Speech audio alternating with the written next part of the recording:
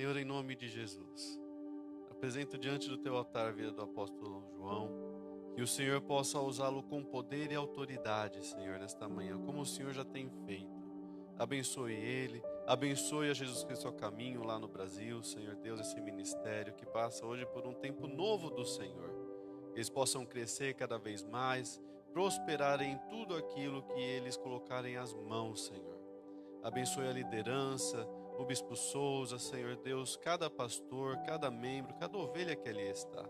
E nessa manhã que a gente possa compartilhar da unção e da bênção que o Senhor tem sobre a vida dele, em nome de Jesus. Usa ele, meu Pai, para trazer verdades que vêm diretamente do teu trono. E nós declaramos que os nossos corações, os nossos ouvidos estão abertos para ouvir o que o teu Santo Espírito tem para falar nesta manhã. Assim nós oramos em nome de Jesus. Amém. Bom dia, irmão. Dando boa tarde. Bom dia. Pode sentar, por favor. A paz do Senhor Jesus. Muito obrigado pelas palavras do pastor Rodolfo.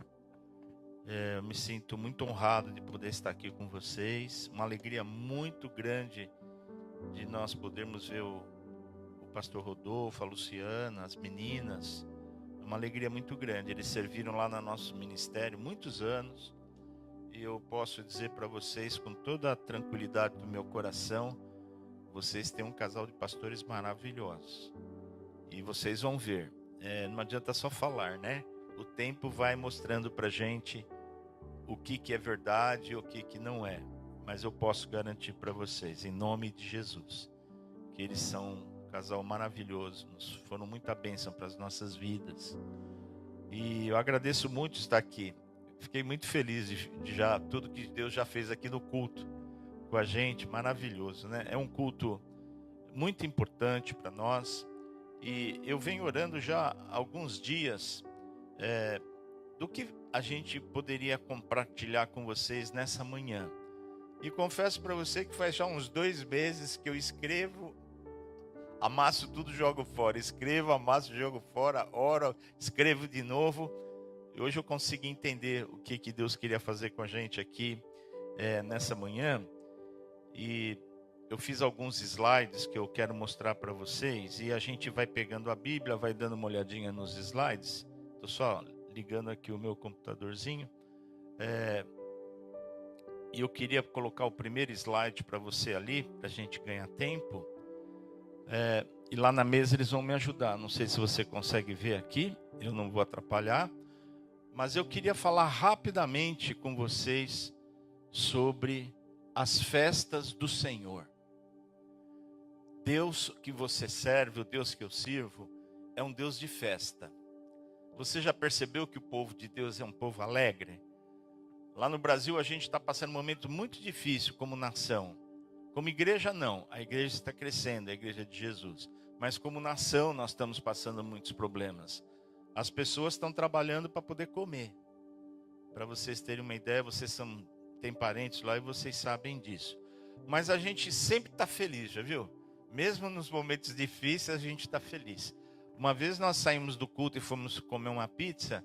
E um grupo grande da igreja, e o pessoal que estava do lado estava olhando a gente sentado, comendo. Depois vieram conversar assim, o que vocês tomam?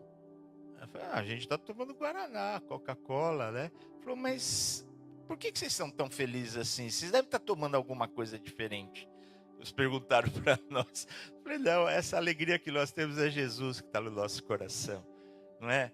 E o nosso Deus é Deus de festa. E eu queria falar isso para você. Nós já fizemos tanta festa aqui hoje, né? Muito lindo de comemoração. Mas o nosso Deus é um Deus de festa. E a nação de Israel que ele escolheu para representá-lo no Velho Testamento é uma nação que faz festa até o dia de hoje. Vocês devem estar vendo as festas que eles estão comemorando. Muitos de vocês devem trabalhar com judeus. A população judaica aqui nos Estados Unidos é muito grande. E eles são um povo que faz festa. Por que eles fazem festa? Porque é o povo que Deus levantou. E muitas vezes as pessoas perguntam assim, por que Deus levantou a nação de Israel? Ele não podia ter levantado qualquer outra nação? Poderia, e ele quis. Mas as nações falaram para Deus, nós não queremos você. Aí você vai falar assim para mim: peraí, ô pastor, aonde que você pode me mostrar na Bíblia que as nações falaram não para Deus e não queriam Deus antes de existir a nação de Israel? Está ali logo no livro de Gênesis, quando as nações que estavam em formação resolveram fazer uma torre muito grande para tentar chegar no céu e engrandecer o nome daquelas pessoas todas, porque eles queriam ser famosos, eles não queriam dar honra a Deus. E eles fizeram uma torre muito grande, e essa torre chama-se Torre de Babel. E por que que Deus mandou juízo sobre a Torre de Babel? Porque as nações estavam todas reunidas e eles decidiram não cumprir a vontade de Deus, que era se espalhar pela terra e honrar a Deus. Eles simplesmente: nós vamos honrar o nosso nome e nós vamos ser famosos, porque todo mundo vai ver a nossa torre aqui. Aí Deus foi lá, simplesmente falou: agora seja confundida a língua de todos eles, porque eles falavam tudo uma língua só. Eu achei tão bonitinho o jovenzinho que veio aqui. Eu não falo português, eu falo inglês. Agora eu não falo inglês, eu falo português, né? Então a gente trocou agora eu falo português. Mas as nações não falavam, só tinha uma língua. Mas quando elas falaram não para Deus, Deus, pum, mudou. Cada um começou a falar uma língua. Não conseguiram o intento de fazer essa torre terminar. E o nome do Senhor, eles tiveram que se espalhar. E Deus respondeu para as nações assim: vou fazer uma nação para mim. O dia que vocês olharem para essa nação, vocês vão ter que confrontar a mim. E vocês vão ver o que vocês perderam por não quererem andar comigo. Deus não obriga a gente a andar com Ele. E o que aconteceu? Deus foi na cidade. Eu falo que Deus é humorista. Não sei se você já percebeu na Bíblia, mas Deus é humorista. E quando aconteceu essa situação, Ele olhou para o mundo daquela época, na cidade mais idólatra que existia, mais podre espiritualmente. Deus viu um homem e fez uma proposta para esse homem. Porque Deus não olha a aparência, Deus olha o coração. Essa é a diferença grande do Deus que nós servimos. E o Deus que nós servimos é o Criador dos céus e da terra. Quando Ele olhou para aquele homem, Ele falou assim: sai da tua terra, sai da tua parentela e vem para uma terra que eu vou te mostrar, futuro. Aquele homem largou tudo, saiu e foi aonde Deus queria que ele fosse. E esse homem chama-se Abrão. Depois Deus teve intimidade com ele, mudou o nome dele para Abraão. E Deus prometeu 3 coisas para ele, que está lá em Gênesis 12, que nós temos que entender isso. Deus prometeu para ele terra, descendência e bênção. Israel vai ter terra, você vai ser vai ter muitos filhos e você vai ser uma bênção. E ainda ele fala assim para Abraão: de ti abençoarei a você, abençoarei os que te abençoarem e amaldiçoarei os que te amaldiçoarem. Sabe por que o Brasil está passando essa luta tão grande? Porque os líderes da nossa nação que hoje estão lá, eles amaldiçoaram a nação de Israel. Agora o povo de Deus sabe que Deus diz que é para abençoar. Então nós, como igreja no Brasil, todos os dias nós oramos pela nação de Israel e abençoamos a nação de Israel. E por que as nações têm ódio de Israel? Não sei se você já percebeu isso. Porque toda vez que as nações olham para Israel, elas veem o Deus que fez uma proposta para eles, eles disseram não, então Deus fez uma nação para ele. Aí não dá para falar, você faz diferença entre nações. Deus, não faço não. Eu primeiro chamei vocês não quiseram, então eu fiz uma nação para mim. Eu falo que é o humor de Deus.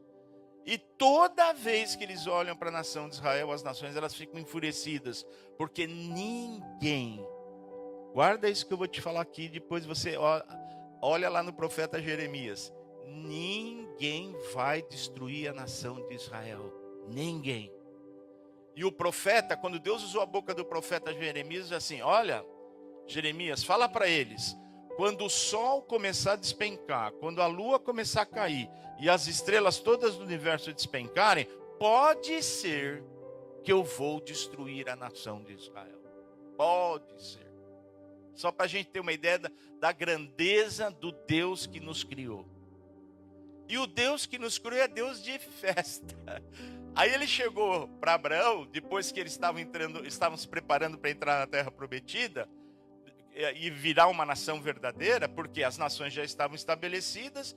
Deus teve que pegar Abraão, um homem casado com uma mulher estéril, e abençoou, e produziram filhos, viraram uma nação, ficaram escravos no Egito. O faraó não queria deixar eles saírem, mas esse povo começou a orar e Deus falou: vou levantar um libertador. E levantou Moisés, e para cumprir a promessa que ele tinha feito para Abraão. E Moisés vai lá, conversa com o faraó, e o faraó falou assim: ninguém sai daqui, vocês são os meus escravos. Moisés estava querendo matar a nação de Israel, que estava começando. Aí Deus levantou Moisés e falou: vai lá e fala para o faraó o seguinte: Israel é meu filho primogênito. Se ele continuar matando os meus filhos primogênitos, eu vou matar os filhos primogênitos dele. E o Moisés foi lá falar: olha, Israel é meu filho primogênito de Deus, e você está matando. Se você continuar, Deus vai matar seus filhos primogênitos. Falou: não quero saber disso. Coração duro, endurecido. Tá bom. Então Deus começou a mandar juízo sobre a nação de Israel. 1 praga, 2 pragas, 3 pragas, 4 pragas. Chegou na 10ª praga. E a 10ª praga, você sabe qual é?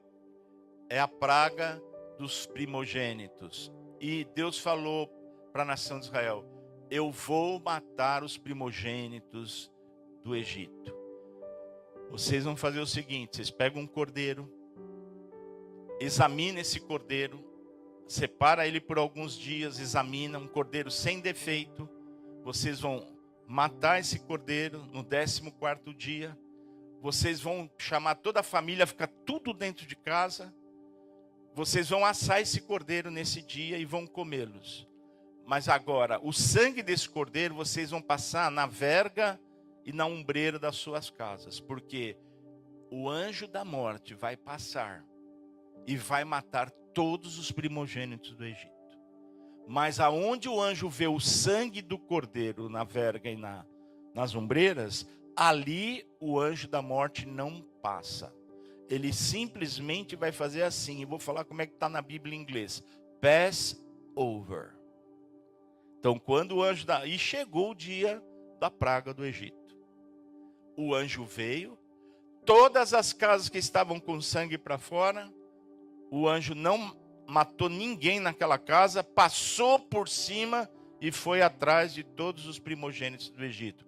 Quando o faraó soube que os filhos primogênitos tinham morrido, os animais, os primogênitos tinham morrido, aí sim o faraó falou: vão tudo embora para a terra prometida que Deus prometeu para vocês. E a Bíblia diz que eles saem de lá e levam toda a riqueza do Egito. E é assim que eles vão em direção à terra prometida. E quando eles estão indo para a terra prometida, Deus começa a dar regras, porque eles vão montar uma nação. Então Deus fala para eles assim: eu vou dar as leis para vocês, eu vou dar todas as ordens, como você vai montar a nação quando você chegar na terra prometida. E tem algumas festas que eu quero que vocês comemorem. E é isso que eu queria falar para vocês, porque o nosso Deus é Deus de festa. E quando eu vi a cantata, quando a cantata começou, aí eu entendi que eu tinha que pregar isso que eu estou falando para vocês aqui, vocês vão ver. Então é assim, quer ver? Abra, por favor, a sua Bíblia em Levítico 23. Ninguém gosta de ler Levítico, sabe? A gente tem uma escola, e aqui vocês também estudam nessa escola. Eu falo para os alunos assim da escola: quem já leu o livro de Levítico? Aí o pessoal: eu não gostei. Eu nunca li. Eu comecei e parei no meio. Por quê? Porque Levítico é livro de lei. Você já leu o Diário Oficial?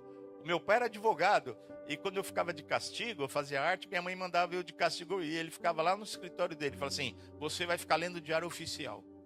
E o que tem no Diário Oficial? Só lei. Ninguém quer ler Diário Oficial. E o Levítico é um diário oficial da nação de Israel, né? Então, quando chega ali no capítulo 23, eu só quero que você leia comigo o comecinho, só para você ver. Eu vou abrir a minha aqui. Mas olha Deus falando com a nação de Israel. Deixa eu pegar o meu Levítico aqui. Olha só como é que começa. Disse o Senhor a Moisés. Eles estão andando para a terra prometida. Saíram já do Egito. E estão caminhando no deserto. E está assim, olha. Disse o Senhor a Moisés. Eu queria que você acompanhasse na sua Bíblia. Eu sei que ele vai colocar aqui. Mas olha na sua Bíblia, por favor. Fala aos filhos de Israel e dize-lhes: as festas fixas do Senhor que proclamareis serão santas convocações. São estas as minhas... O que você pode estar lendo na sua Bíblia? São estas as minhas festas. Israel faz mais de 10 festas por ano, se você tem intimidade com o povo de Israel.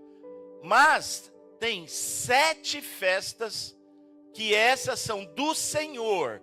E Deus falou, vocês vão fazer todos os anos. Tem 7 festas que vocês têm que fazer. Vocês podem fazer mais, mas 7 são minhas. E eu quero que você comemore isso e vá passando para as suas gerações. Todos os anos Israel comemora essas 7 festas e mais algumas. Por que a gente faz festa? Porque nós somos uma nação e toda nação precisa trazer a lembrança de todo o seu povo e das novas gerações, a cultura do povo. Nós temos lá 7 de setembro, dia da independência, dia do índio, dia da proclamação da república e tudo mais. E por que a gente fazia isso na escola? Para a gente nunca esquecer a nossa história.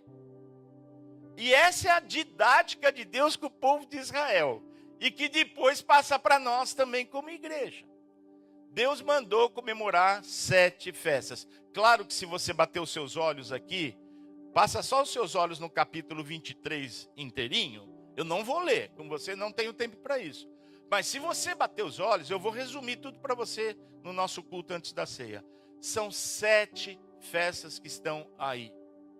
E para a gente ganhar tempo, eu vou passar o slide número 3, por favor.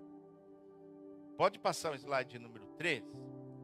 A palavra festa no hebraico, a nossa Bíblia foi traduzida do hebraico, do grego, do aramaico para o português.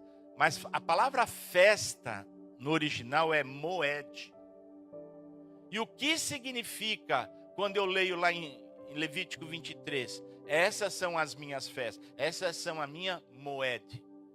E moed tem vários significados, mas o principal significado é compromissos divinos. Deus tem um compromisso divino com a nação de Israel. E através da nação de Israel, está escrito lá em Gênesis 12, que Deus prometeu terra, descendência e bênção. Depois você checa lá em Gênesis 12, ele diz assim, através de ti, todas as famílias da terra serão abençoadas. Abre em Gênesis 12 para você ver, por favor, se você checa isso para mim. Gênesis 12, ele fala sobre terra, descendência e bênção. E lá no finalzinho, no versículo 3, está assim, abençoarei os que te abençoarem, amaldiçoarei os que te amaldiçoarem, em ti serão benditas todas as famílias da terra. Está escrito aí? Na sua Bíblia? Sim. Você tem família. As famílias da terra todas seriam abençoadas através de Abrão. Como que isso pode acontecer? Abrão gerou Isaac, Isaac gerou Jacó, Jacó virou Israel, Israel gerou 12 tribos, saiu da prisão do Egito, foi para a terra prometida. É verdade que muitas vezes lutou, foi desterrada, mas nunca ninguém destruiu a nação de Israel. Já retornou do exílio, já está lá, e ela tem um papel importante. E em ti serão benditas todas as famílias da terra, porque o Salvador do mundo, sai de uma das tribos, das 12 tribos de Israel, da tribo de Judá. Senhor Jesus, o Salvador, o Deus Filho. Deus é Pai, Filho e Espírito Santo. O Deus Filho combinou com o Deus Pai e com o Deus Espírito Santo de resgatar a humanidade das desobediências, dos pecados e de todas as maldades. Então ele se tornou homem. O Deus Filho se fez homem e veio morar com a gente. E veio cumprir os compromissos divinos, porque Deus prometeu para Israel e Deus vai cumprir toda a promessa que Deus fez. Os judeus entendem que ainda vai ter uma terra nova, chamada Novo Céu e Nova Terra, e eles vão morar na terra com o Senhor que chamou eles, e Deus fez promessas para eles. E essas promessas, sabe aonde a nação de Israel, Deus usa para mostrar para a nação de Israel que as promessas ainda estão de pé e que ele vai cumprir?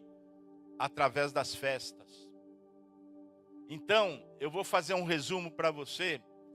Aí eu vou pedir, pode passar o próximo slide, o número 4, por favor.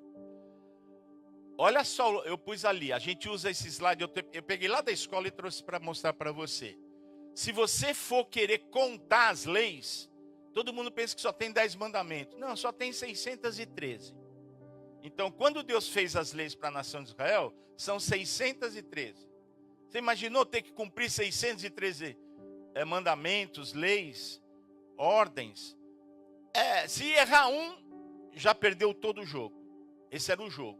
Então, ninguém conseguia cumprir tudo. E por que Deus então deu as leis se ninguém cumpria tudo? Porque Deus quer mostrar para nós que a gente, na situação que a gente estava, não temos condição de satisfazer todos os desejos de Deus. Os nossos pecados precisam primeiro ser resolvidos. E Deus precisava resolver a questão do pecado com a gente. Olha aquelas leis que eu estou olhando lá na parede, você está olhando aqui, né? As 613 leis nós dividimos em leis civis, leis sacrificiais, leis morais e leis cerimoniais. Não vou falar das outras leis agora, mas eu vou pegar as leis cerimoniais. Eu puxei uma setinha preta, olha lá para você ver. E eu coloquei as 7 festas que está em Levítico 23, depois você checa na sua casa. Eu coloquei ali, e pode contar lá que tem 7, olha lá. Páscoa, pães asmos, primícias, Pentecostes, trombetas, expiação e tabernáculo. 7 festas. E se você pegar o calendário judaico das festas, entra na internet, pede os calendários para esse ano de 2026 e vê lá quantas festas tem. Pelo menos essas 7 estão lá. Porque essas são do Senhor. Eles ainda comemoram Purim, comemoram Hanukkah e tem outras festas que eles comemoram. Mas estas o Senhor falou, essas são minhas, essas vocês têm. E essas, sabe por que eu quero que vocês comemorem? Porque eu tenho um compromisso divino com Abraão, com Isaac, com Jacó. Então vamos lá ver, vamos dar uma volta. Aí sabe o que eu fiz? Eu vou já passar para o slide número 6. Estou pulando uns aqui. Olha o que eu fiz. Eu não, isso todo Israel sabe, mas tem dificuldade para entender. Eu peguei a linha do tempo e eu pus as 7 festas ali. Olha lá, Páscoa, pães asmos, primícia, Pentecostes, tem um espaço, porque é assim que funcionam as festas. As 4 primeiras são todas comemoradas num 1 ou 2 meses bem juntinho. Depois tem um montão de tempo espaçoso, ainda dentro do ano. Depois as últimas 3, trombetas, expiação e tabernáculo, também comemorado tudo juntinho. E tem um espaço grande. Agora, se Moed é compromissos divinos, eu preciso que você vá também em Colossenses. Depois eu volto nesse aqui. Abra agora Colossenses capítulo 2. Vamos lá, aí eu quero que você leia a sua Bíblia lá. Colossenses 2. Deixa eu ver se eu consigo aqui.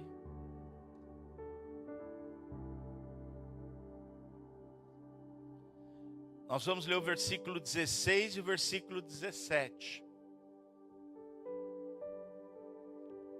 Eu leio para você, tá bom? Você acompanha na sua Bíblia? Colossenses 2, de 16 a 17. Ninguém, pois, vos julgue por causa de comida e bebida, ou dia de festa, ou lua nova, ou sábados, porque tudo isso tem sido sombra das coisas que haviam de vir. Porém, o corpo é de Cristo. E eu estou lendo Colossenses, ok?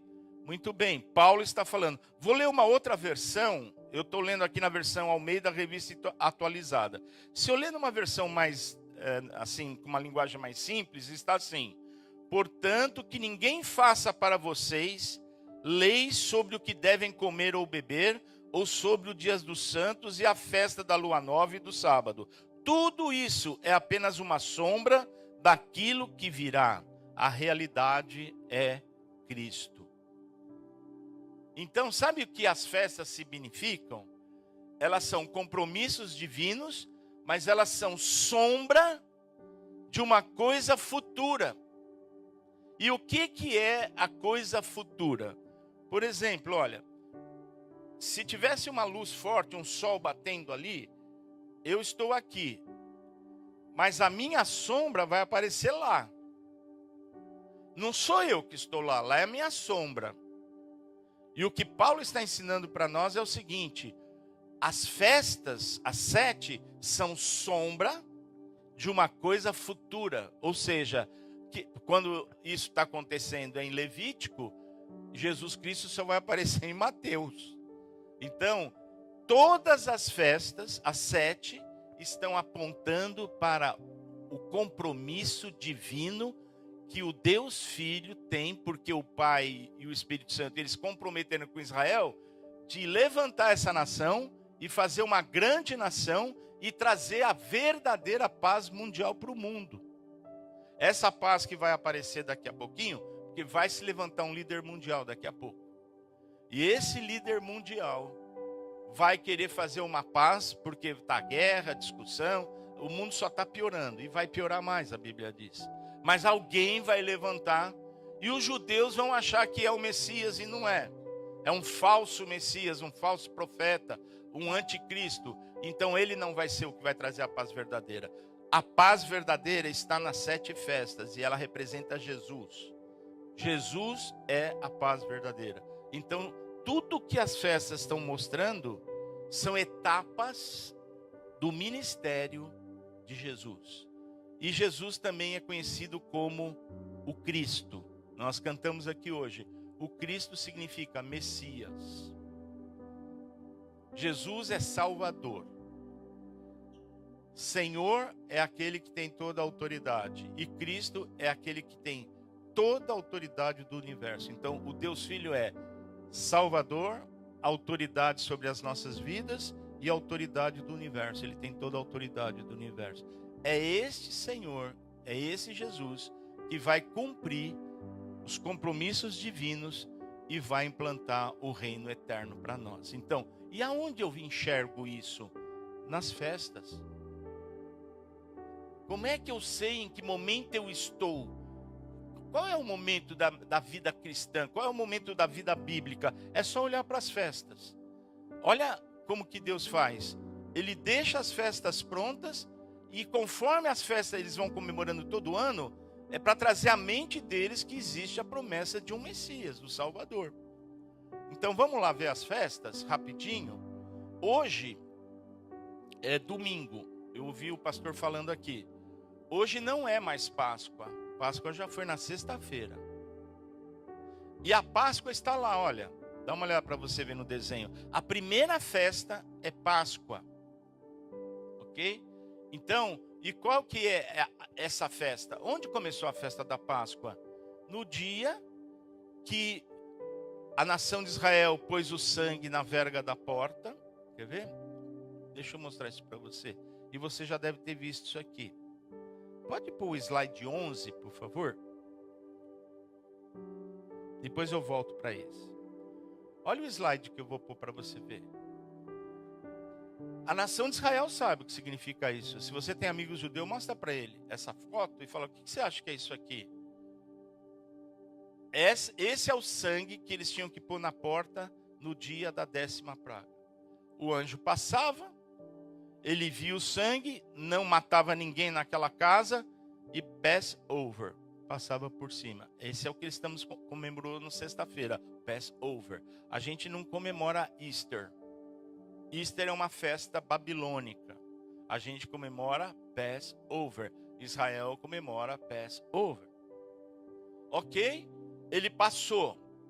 Agora, mostra para nós aqui também, por favor, você quer ver? Pode mostrar o 12º, 12, o número 12. Olha só. As festas, elas são tipologias de Cristo. Foi o que Paulo falou em Colossenses. Eu tenho que olhar para a festa e tenho que ligar nessa festa com algum ato que Cristo, o Messias, vai ou já fez. Qual foi o primeiro ato que o Messias fez quando ele veio aqui na terra? Ele se apresentou como Messias, ninguém acreditou. Muitas acreditaram, mas a maioria não. Ele foi crucificado. E quando se crucificou, todo mundo achou. Os apóstolos falaram: acabou, né? Ele morreu, acabou tudo que ele falou para nós. Não, não acabou nada. Agora que está começando. Quando João Batista estava batizando e Jesus vinha vindo, quando João Batista viu Jesus, olha o que ele falou: eis o Cordeiro de Deus que tira o pecado do mundo. Essa foi a palavra que João Batista deu. Aí quando você vai ver o apóstolo Paulo, é assim: ele é o Cordeiro de Deus, ele é a nossa Páscoa. Então, o que Jesus veio fazer? Qual é o compromisso? Primeira coisa, Jesus veio morrer pelos nossos pecados. Se na ombreira da minha vida, nos ombros da minha vida e na verga, eu colocar o sangue de Jesus, eu não preciso ficar fazendo aquele sinal. Eu só preciso receber a obra que Jesus realizou na cruz. Quando eu recebo a obra, aquele sangue que lá na festa era na verga da casa, agora é na verga da minha casa. Eu pessoa. Eu pego o sangue de Jesus, coloco aqui dentro. A morte já não tem mais poder sobre mim. Olha só, a morte passa por cima da gente. É o Passover. O judeu sabe isso. Ok? Então a morte não tem poder porque o sangue do Cordeiro me protege. Essa foi a primeira etapa do ministério de Jesus. Se você tem Jesus no coração, aquele sangue que foi vertido lá na cruz, ele está sobre a sua vida. A morte não tem poder sobre você. Que morte? Espiritual, a morte emocional e a morte física. Aí você vai falar assim: mas eu estou morrendo aqui, eu estou vendo um monte de gente morrer. Mas espera aí, o compromisso ainda não terminou. O compromisso divino tem uma sequência. Essa é a primeira etapa. Eu não posso entrar no jogo e não posso participar do projeto de Deus se eu não passar pela porta. Então, primeira entrada no reino é eu receber Jesus como Senhor e Salvador. Agora, volta por favor no slide 6. Qual é a segunda festa? Dá uma olhada. A segunda festa é pães asmos. Quando começam os pães asmos? Os pães asmos, se você depois ler no Levítico, começa no sábado. O sábado, a sexta foi a Páscoa. Sábado os pães asmos. O que aconteceu no sábado com Jesus? Ele ficou sepultado. A morte física jogou ele debaixo da terra. Mas o que significa pães asmos? Pão sem fermento. E se der uma olhada no Levítico, Deus fala assim para a nação de Israel: logo depois da Páscoa que você comemora aqui, foi na sexta, no sábado, ninguém come pão asmo na sua casa. E vai ficar 7 dias Não pode ter pão com fermento na sua casa. O judeu corre para encontrar, para limpar toda a casa dele. Não pode ter fermento. Porque fermento na Bíblia significa pecado. Então a segunda etapa é a seguinte: Jesus não tinha pecado algum. E eu vou mostrar para você biblicamente na outra festa. Como ele não tinha pecado algum, e agora eu recebi ele como Senhor e Salvador da minha vida, agora Deus quer que eu também viva uma vida sem fermento. E por que 7? Eles comemoram 7 dias. Porque 7 significa ciclo. Começo, meio e fim. A partir de agora, eu aceitei Jesus, tenho uma vida nova. Agora eu tenho que viver uma vida sem fermento. Sem pecado na minha vida. Eu tenho que tirar todo o pecado da minha vida. Limpeza. Tempo de limpeza. E aí, vem a próxima festa que está ali. Primícias. E olha o que está lá, naquele desenho. É mais ou menos a mesma coisa que está aqui. O túmulo aberto, a porta, e Jesus não está lá. Por quê? Porque como Jesus não tinha pecado algum, não tem fermento nenhum, a morte não pode segurar ele ali. Porque o preço do pecado é a morte. Mas como o pecado foi lavado e remido no sangue dele, e ele não tem pecado algum, a morte não pode segurar, ele precisa voltar a viver. E ressuscitar é voltar a viver.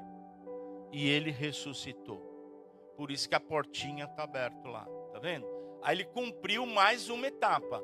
Só que agora, a Bíblia diz assim, e quando você já foi em sepultamento, tenho certeza que você fez, eu já fiz muito sepultamento, logo assim do lado do caixão tem algumas frases, e uma está assim, se você crê em mim, quando ele falou na casa de lado, ainda que ele morra, ainda que você morra, você vai ressuscitar. Jesus prometeu que todo aquele que nele crê, agora os seus pecados são perdoados, e se você vier a morrer, antes dele encontrar com a gente, você vai ressuscitar no dia que a trombeta tocar, que é uma festa que está mais lá na frente. Olha, repara para você ver, tem uma festa lá na frente chamada Festa das Trombetas. Se você creu em Cristo, morreu, e ainda não chegamos na Festa das Trombetas, nós vamos ficar deitados lá. Mas se você estiver vivo e a Festa das Trombetas acontecer, quando a trombeta toca, aqueles que morreram vão ressuscitar como ele ressuscitou, e todos que estão vivos vão receber seu corpo incorruptível. Isso vai acontecer. Mas o que aconteceu na festa das primícias? Eu quero mostrar para você. Nós estamos aqui hoje, vamos cear e vamos comemorar a festa das primícias. Ok? Muito bem. Agora, você lembra o que Jesus fez na Páscoa? Antes dele ser crucificado? Ele chamou seus discípulos, seus apóstolos, sentaram todos à mesa. Ele pega o pão e quebra o pão e ele diz assim, esse é o meu corpo que vai ser entregue por vocês. Ele ainda não estava crucificado. Logo depois que ele sai dali, ele vai ser crucificado. Vão prendê-lo e crucificá-lo. Judas vai traí-lo e vão crucificar. Ele pega o pão, quebra e diz assim, esse é o meu corpo. Ele pega o cálice e diz assim, esse aqui é o meu sangue. Fazer isto em memória de mim. Então nós estamos fazendo, o que nós vamos fazer quando a gente pegar esse pão e pegar esse cálice? Nós vamos lembrar que Jesus, antes de ser crucificado, disse que aquele ato era para nos salvar. Ele assumiu os nossos pecados, levou sobre ele e o sangue dele e foi derramado na cruz do Calvário. Essa é a festa da Páscoa. Agora nós estamos na festa das primícias. E olha o que eu vou te mostrar. O que aconteceu ao terceiro dia? A Bíblia diz, e eu falo que Deus é tão sábio e humorista. Você viu quem foi que viu Jesus primeiro ressuscitado? Nós representamos aqui hoje. Só as mulheres. Ficou feio para nós, né? Só as mulheres que viram, você viu? Depois você lê de novo lá, o pastor leu aqui para nós. Só a mulher que viu Jesus ressuscitado. E os anjos apareceram para elas. O que vocês estão procurando? O Salvador. Não, ele ressuscitou. Vai lá e anuncia para os apóstolos. Os apóstolos chegaram atrasados na história. Os homens perderam. E por que Jesus faz isso? Para mostrar para nós que as nossas esposas, elas são excelentes comunicadoras. elas têm uma facilidade para comunicar incrível. Elas levam a notícia e espalham assim rapidamente. Agora, cuidado com a notícia que vai espalhar. Não espalha notícia ruim, porque notícia ruim é pão com fermento. Só espalha notícia boa, pão sem fermento. Lembra do corpo de Jesus? Elas foram anunciar que Jesus ressuscitou. E Jesus é um pão sem fermento. Isso é notícia boa. E repara para você ver, eu já tenho 40 anos de ministério. As mulheres são a maioria nas igrejas. Já reparou isso? Não é aqui não. É em todo lugar que você vai. Lá na igreja que eu também frequento, mesma coisa. As mulheres têm uma sensibilidade muito grande. Nós homens somos mais provedores, nós somos mais razão. As mulheres são mais sentimento. E por isso que porca anda com parafuso. Eu falo, Deus é tão sábio, né? Ele fez uma esposa ele fez uma mulher para um homem. Porca e parafuso andam junto. Porca com porca não dá certo. Parafuso com parafuso não dá certo. O que dá certo é porca e parafuso. Pode ter certeza disso que eu estou te falando. Olha esse texto que Deus me mostrou hoje de manhã, me chamou a atenção. Abra sua Bíblia em Mateus. Estou terminando, tá? Só mais um pouquinho. Eu quero chegar no pontinho aqui. Mas abra sua Bíblia em Mateus. Deixa eu ver se é Mateus mesmo. É.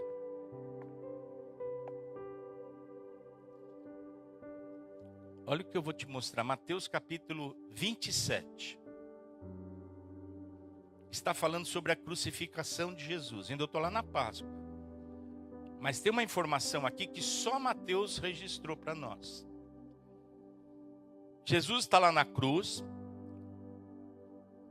Mateus 27. Quando chega lá no versículo 50, Jesus vai exclamar e diz assim: e Jesus, clamando outra vez com grande voz, entregou o Espírito.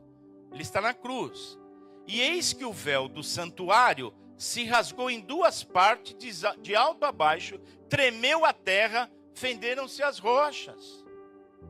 Você sabe que hora que é que o cordeiro lá no Egito tinha que ser imolado e o sangue colocado na verga da porta? No crepúsculo da tarde. Quando Jesus foi crucificado, foi às 3 horas da tarde. No crepúsculo da tarde. E em que dia Jesus foi crucificado? 14 do mês de Abib. O mesmo dia que foi feita lá no Egito, lá atrás. Por quê? Porque Jesus veio cumprir os compromissos divinos que Deus tinha. Ele é o Cordeiro Pascal. Nós já vimos isso, eu já tinha te falado. Mas não é isso que eu quero te mostrar. O que eu quero te mostrar é o versículo 52. Abriram os sepulcros e muitos corpos de santos que dormiam ressuscitaram. Você já parou para ler esse versículo? Esse versículo é para a gente parar, ler e meditar. E não ir além do que ele informa para nós, para não criar falsas expectativas. Mas o texto está dizendo: abriram sepulcros, muitos corpos de santos que dormiam ressuscitaram, e saindo dos sepulcros depois da ressurreição de Jesus, entraram na cidade santa e apareceram a muitos. Pense um pouco nessa situação. Eu sepultei meu pai há uns 2 anos atrás. Ele está lá no cemitério pertinho da minha casa. Você já imaginou, eu vou fazer compra no supermercado, encontro com meu pai fazendo supermercado também? Que susto que eu vou tomar. A Bíblia diz que Jesus ressuscitou e várias pessoas que tinham morrido crendo no Messias também ressuscitaram e entraram na cidade. E a cidade toda está vendo o povo ressurreto. Eu fico perguntando, por que Deus permitiu isso? Primeiro, para cumprir a festa das primícias. Olhando para o seu desenho, para o nosso desenho ali, a porta está aberta, o túmulo está vazio. Isso aqui é primícia. Agora, o que é festa das primícias para um judeu? Está chegando a época da colheita. Quando começa a aparecer os primeiros frutos na colheita, aquilo chama primícia. São os primeiros frutos que vai aparecer. eles colhem aqueles primeiros frutos, eles não comem, eles iam ao templo e ofereciam ao Senhor as primícias. O que Jesus está fazendo na festa das primícias? Ressuscitou. Olha só que interessante. Se ele ressuscitou, e exatamente ao terceiro dia se comemorava a festa das primícias. E primícias é uma parte do todo. Então, quando aqueles outros que morreram crendo em Cristo ressuscitaram também junto com ele, logo depois que ele ressuscitou, é para provar aquilo que ele falou antes de morrer.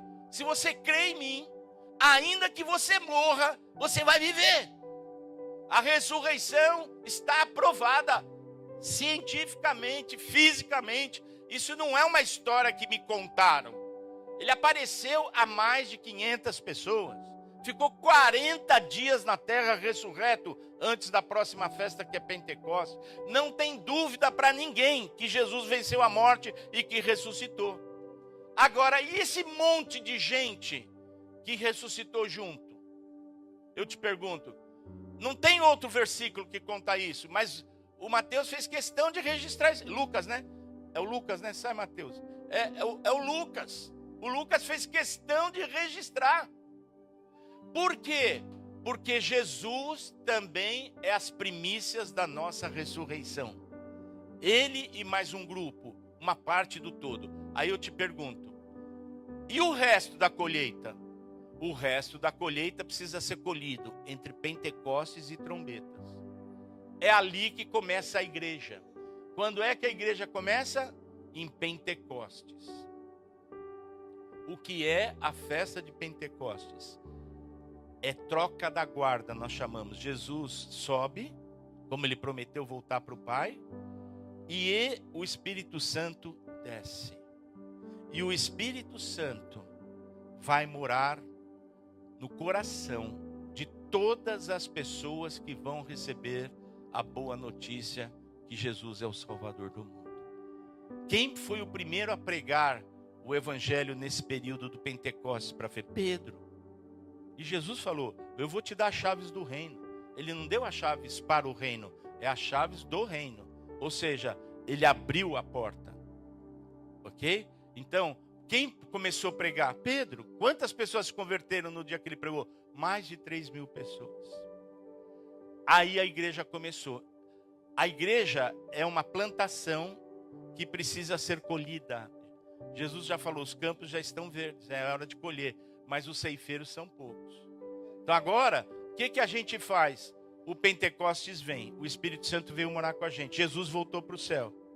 Ficou 40 dias, nos 50 dias que é o Pentecostes, ele sobe. O Espírito Santo desce. E ele prometeu para nós, eu vou preparar a morada para vocês. E eu venho buscar vocês. Vocês são minha noiva. Gente, já pensou ser noiva? Eu sou noivo, né? Mas agora ele é meu noivo, porque é a igreja. Eu faço parte da noiva. E o que uma noiva faz no casamento judaico? O pai vem com o noivo, conversa com a família, paga o legado, o dote. O noivo vai embora, despede da noiva, ela vai se preparar para o casamento. E o noivo vai preparar a casa, porque quem casa quer casa. Vai preparar a casa. Aí quando a casa estiver pronta, ele mostra para o pai. E o pai diz assim, a casa está ótima, pode buscar sua noiva. E aí o noivo vem buscar a noiva. Esse é um casamento judaico. Agora olha só, Pentecostes. Antes de Jesus subir, ele falou, eu vou preparar a morada para vocês. A hora que estiver pronta, eu venho buscar vocês. Vocês quem? Todos aqueles que aceitam Jesus como Senhor e Salvador e estão vivos. E os que já morreram e crendo no Senhor, estão aguardando agora esse dia que Jesus vem buscar. E Paulo dá a regra do jogo. Quando ele vier, ele não vai pôr os pés aqui na terra. Ele vai ficar nas nuvens. Os que morrerem em Cristo ressuscitam primeiro, e nós, os vivos, vamos ter o nosso corpo transformados e encontraremos com o Senhor nos céus. Que dia que vai ser isso? Dia e hora ninguém sabe. Mas vai ser. E qual é a festa que representa isso? Trombetas. Está vendo lá? Quando a trombeta tocar, os mortos em Cristo ressuscitarão primeiro e nós, os vivos, seremos transformados. Esse é o dia do arrebatamento. Por isso que os anjos estão tocando trombeta lá, tá vendo? Muito bem. Aí a igreja sobe. A noiva vai embora. Quem fica aqui na terra então? Se a noiva for embora, vai ficar judeus e gentios que não quiseram fazer parte da noiva. A noiva já subiu. Só que, como Deus é justo, ele vai ter que julgar o planeta Terra.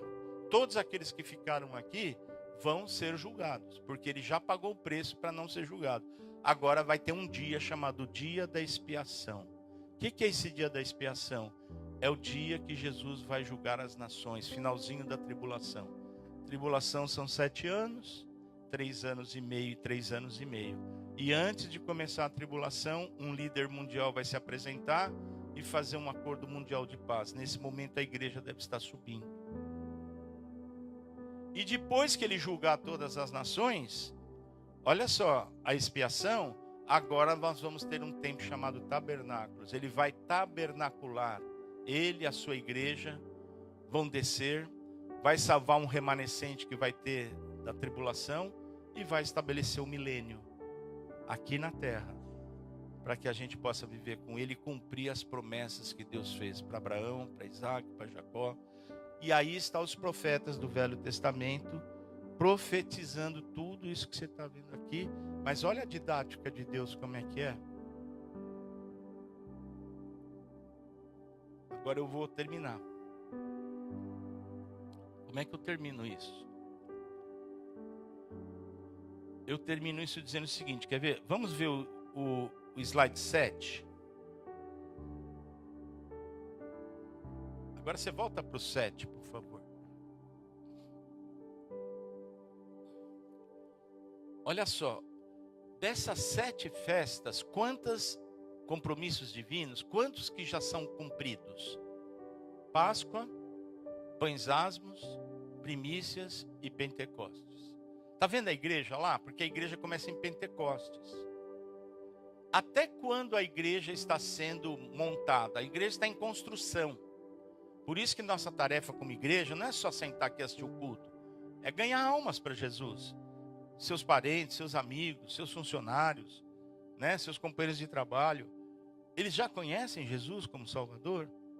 Eles estão preparados para entrar na vida eterna com o Senhor ou ficar separados da vida eterna sem o Senhor? Então a igreja tem essa responsabilidade. Cada vida que chega, a igreja vai crescendo. Então a igreja agora é tempo de colheita. Nós estamos colhendo.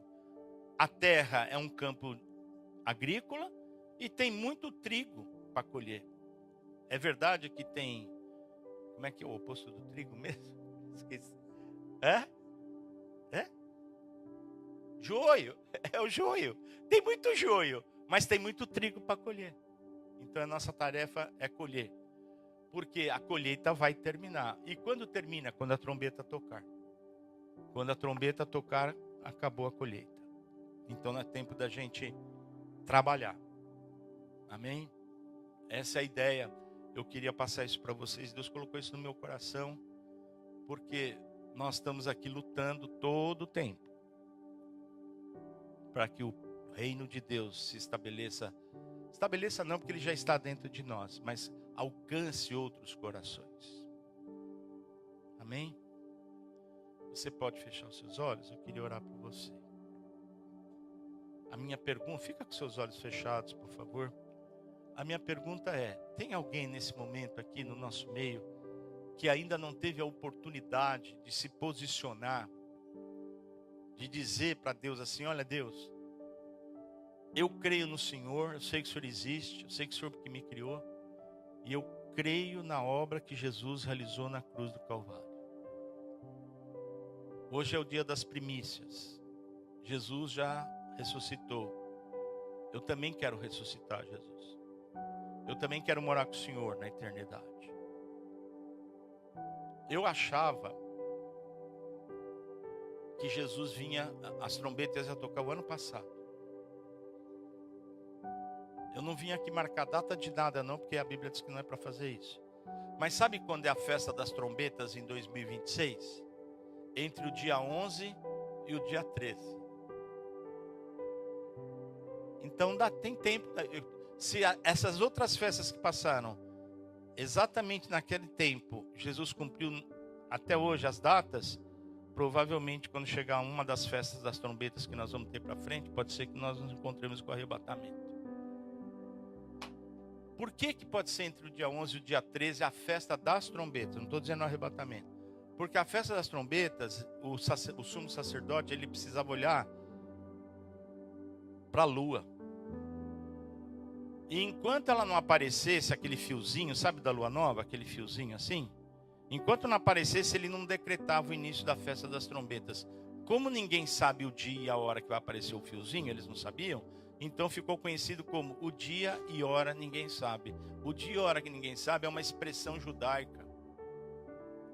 E quando aparece o fiozinho assim, agora a festa das trombetas está iniciada. É assim que Israel comemora a festa das trombetas. E a gente tem que ficar olhando. Só que eu falo assim, antes das trombetas, prepara seu coração e sua vida. Amém? Esse é o desejo do nosso coração para vocês, tá bom? Tem alguém que nunca fez essa oração de receber Jesus como Senhor e Salvador? Se tiver, só dá um sinal com a sua mão, eu quero orar por você. Tem alguém aqui? Amém. Então feche seus olhos, por favor. Se você está com a sua esposa, pega na mão dela.